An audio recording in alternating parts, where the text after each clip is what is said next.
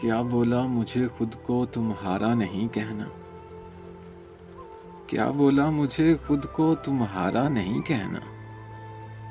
ये बात कभी मुझसे दोबारा नहीं कहना। ये हुक्म भी उस जान से प्यारे ने दिया है।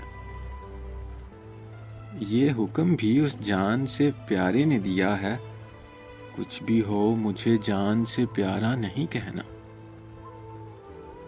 जिंदगी आखिरी लम्हों में मना लेती है, एक आवाज के जो मुझको बचा लेती है। जिंदगी आखिरी लम्हों में मना लेती है, एक आवाज के जो मुझको बचा लेती है। जिस पर मरती हो उसको मुड़कर नहीं देखती वो। जिस पर मरती हो उसको मुड़कर नहीं देखती वो। और जिसे मारना हो यार बना लेती है। एक मुख्तसर सी काविश जंग कल्ब की जानिब से। अगर आप लोगों को पसंद आई हो तो हमारा YouTube चैनल ज़रूर सब्सक्राइब करें।